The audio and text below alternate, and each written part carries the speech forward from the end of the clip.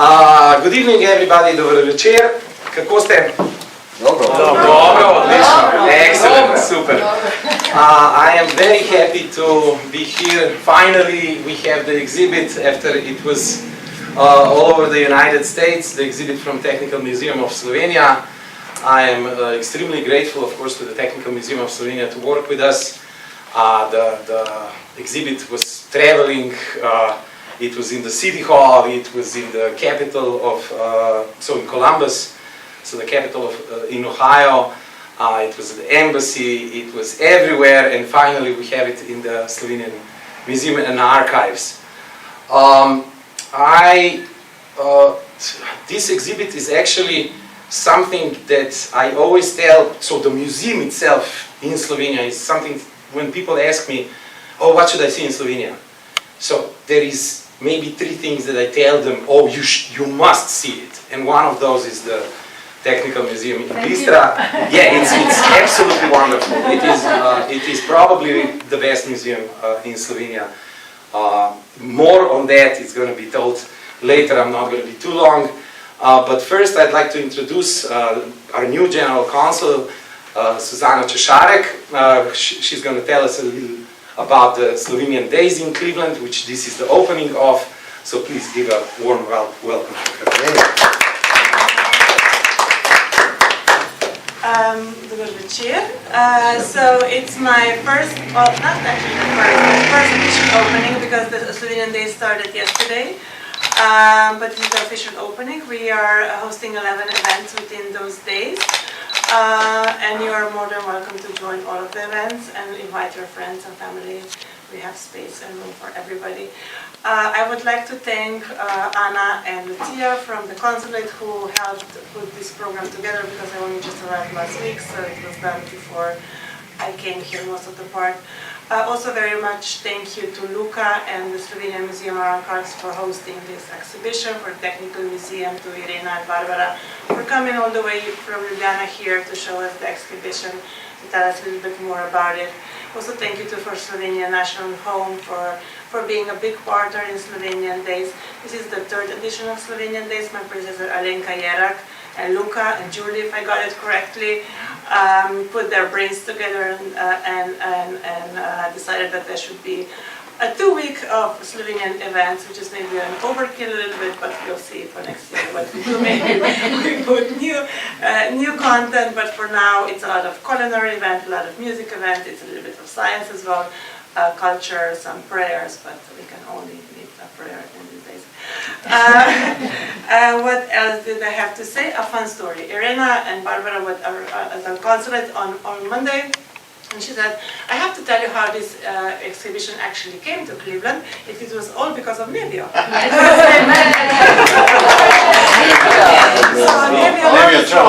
Nevio not only holds the passwords of our social media, but he also helped this exhibition come to Cleveland for the second time already, because as Luca already mentioned, this exhibition has been traveling around US for the last 3 days, and it's here to stay for a while. We don't know for how long, but hopefully for long enough so people can see it. So I will now leave it to Barbara and Irena to tell us more about the exhibition. They also have some entertaining program for us not to be too much bored, even though how can one be bored with all these exciting people. And then see you tomorrow in Sausage Festival, Sunday in Slovenian Garden, then next week cooking classes, paint and sip, polka festival, and I think the grape festival. Enjoy the event tonight. So, I would like to introduce also the director of Technical Museum of Slovenia, Barbara Juršič, Dr. Barbara Juršič. Thank you so much. Good evening, ladies and gentlemen. Dober večer, gospe in gospodje. Najlepša hvala, da ste prišli. It's a great pleasure to be here with you in this lovely city of Cleveland, which welcomed so many Slovenians in the past and became their home. So first of all, I would also like to thank the Slovenian Museum and Archives and all the people who contributed that this exhibition was traveling all around the States since 21. So first of all, the Slovenian Consul General with the previous Consul General Alenka Jerak and her staff, and with the actual Consul General Suzana Cesarek and Lucia and Anna, and also especially Luca, who has been here with this exhibition, organizing, traveling around, putting the exhibition all around. And also I would like to thank Mr. Bob and Jerry Nosan, and Julie, who is not here with us, I think, today, and all the people who contributed that we are here with the exhibition this lovely evening together. And thank you also to my colleague. Here we have one of the authors of the exhibition, Irena Marušić. Unfortunately, the other colleague couldn't be with us, Esther Aceral, but she is also with us in our thoughts.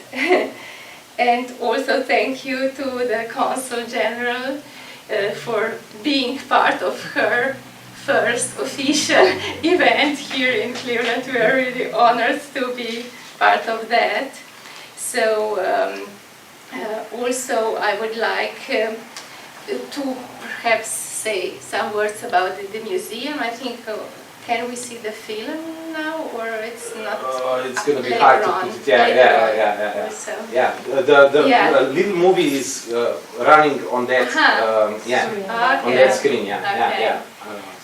In 21, we celebrated the 17th anniversary of the establishment of the museum, the Technical Museum of Slovenia. So we made a little movie, and we have also an English version. And I can tell you that this is a special place, not only the museum, but in 13th century, the monks came and to the place which they called Valis Jokosa, like Happy Valley, because it was like a little paradise with water streams, and they settled there, and then it was a monastery during some centuries. And also, if you come to Slovenia, to Ljubljana, to the National University Library, you can still see 11 of the illuminated manuscripts that were produced in the monastery that was on the spot, on the place where now the museum is. And the main part of the museum is the manor from the 19th century, from the family Gallet. Yeah, we are also now trying to renew that building, because it's also a cultural monument. And there we have the collections from textile, hunting, printing, agriculture, transportation, for example. Also, one of the collections that attracts most is the collection of the Tito scars, for example. So if you come, you are very welcome. And we have also this located unit that is in another manner in Bohogradec, and the Museum of Post and Telecommunications. And we have permanent exhibitions and also temporary exhibitions, and this one was like born on the basis of one of the temporary exhibitions. The Knowledge Without Frontiers was the name of it in Slovenia, but here we tried to gather the Slovenian researchers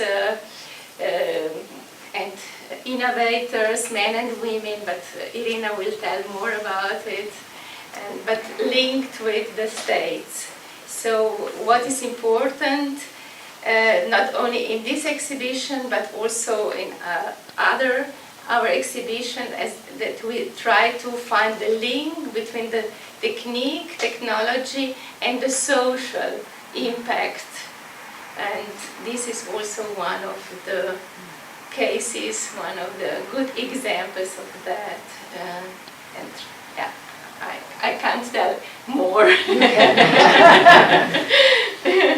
So if you have questions about anything, so not only about the museum, but anything that you want to ask us, we really have to say that we had a wonderful week here in Cleveland, and we want to thank everybody that contributed to it, and really we will never forget this time here. So thank you very much, and thanks for being here, and for being also even living here, also for being Slovenian, also to keep this connection with the identity, our common identity. Thank you so much.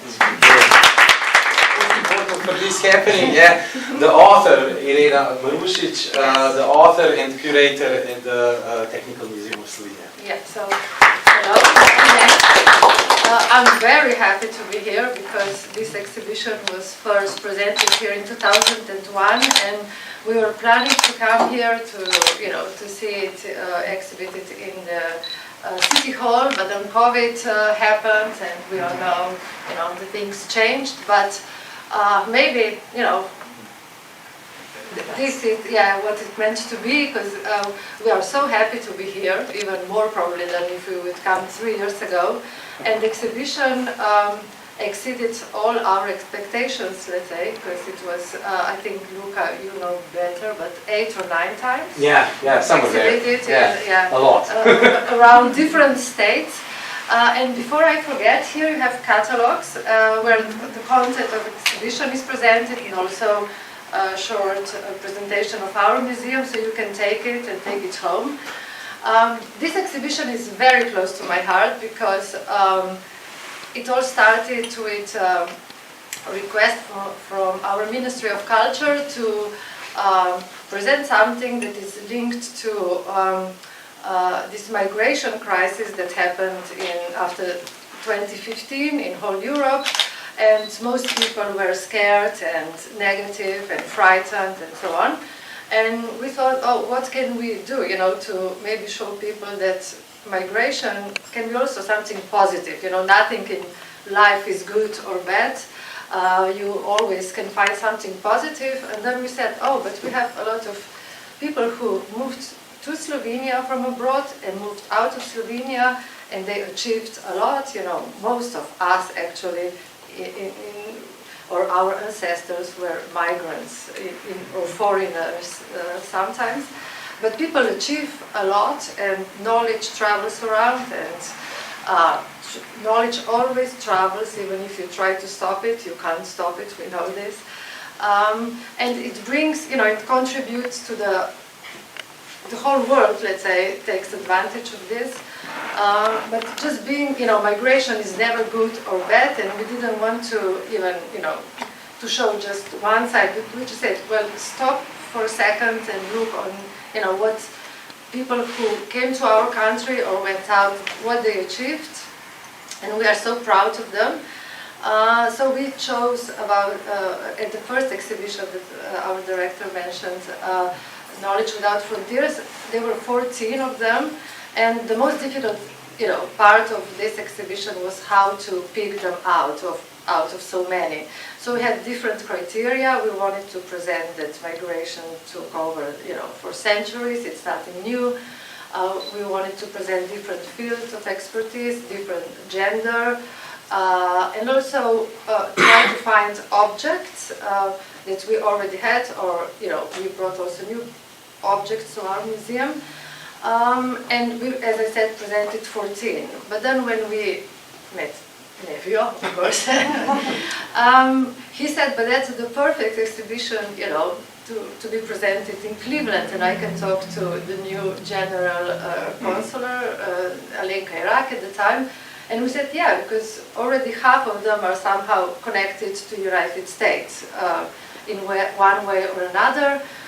So for this exhibition, it was quite easy to choose, and maybe two that really stand out are Primož Strugar, of course, who never been to America, never had any real connection, but we wanted just to emphasize that he moved from Slovenia to Germany, and by chance he lived very close by where the printing was invented, and he printed the first Slovene book. And without maybe that book, and he wrote the alphabet foundation of our language, actually.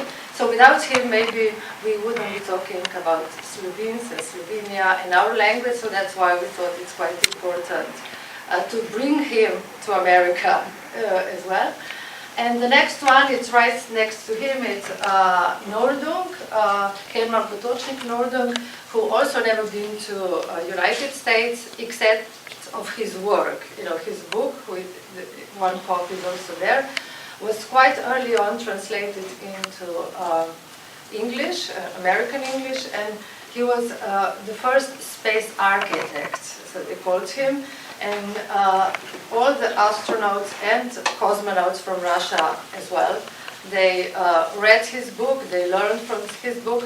He was a big visionary. He never been, of course, to space, but his ideas were so far ahead that even now they read his book. And the next connection with United States is that his drawing of his space station, you know, was used in Odyssey 2000 in this film, Kubrick film, Space Odyssey. It's called. Sorry, yeah. So that's why I think he deserves to be presented here. But then there are two of them who are connected to Cleveland. For example, Anton Petelin, who was not even Slovenia that well known, but he was one of the founders of Institute Jožef Stefan, which is one of the most important research institute in Slovenia. He was a professor here in Cleveland, and I listened to his interviews, and he said that he was so pleased that it was such a big Slovene community here, because he said it doesn't matter how successful you are at work, after work you are still a foreigner a lot of times, you know. And he said, I never went to church before, but in Cleveland every Sunday me and my wife went to church because we could talk to people, we could socialize, because that's also very important. And he said it's not enough, you know, to be successful at work. And of course, Sunita Williams, some call her Sunny or Suni, or she's also, her picture is exhibited in Science. I know, I saw that on TV. Yeah. She's in space now. Yeah, she's in space. She's stuck in space, unfortunately. Because we were trying to, she's very, her great-grandmother was Slovene. But she's very proud of her heritage. Her father is from India, Indian heritage. But she's very proud to be Slovene, and of course tomorrow is the sausage festival, and she took the Kranjska klobasa to space. Yeah, and apparently her mother made her take it to space, but she took also something Indian, because she's proud of both heritage. She was a few times in Slovenia, and it's a small world, and Slovene's world is even smaller. For example, Peter Florjančič, who is here in the picture, and he's presented there. He's one of the most, let's say, successful Slovene inventors after Second World War. He was very flamboyant and very, Hollywood life, really. And unfortunately, he died in 2020. COVID got him at 101. He was old, and you can later see interview we made in March 2020, just before first lockdown. And he's so lucid, and he was I was telling him about this exhibition. I said, tell a story about how you are linked to America. And he said, well, I'm going. He said, when are we flying to America? You know, at 101. So, but then he said, do you know that I'm actually related to Sunita Williams, you know, because his mother and Sunita mother, they are, I don't know, distant cousins, but they, you know, they are related. So he's here with Suni, and that's her mother. So there are also these very personal stories. And like Anton Mauretic, his daughter lives in Boston, and I got in contact with her. She gave us quite a lot of objects, because he died also in 2019, yeah, but also when we were making exhibition, and he was planning to come, but unfortunately. And but Irene is his daughter, and she said, well, tell me when the exhibition will be. And she would be here, but she flew to Slovenia on 9th, and she's coming on 16th back. So while I'm here, she's there. So, funny word. But for example, he was very renowned scientist for NASA and so on. He worked on a project Voyager. That's why we put it Space Voyager. And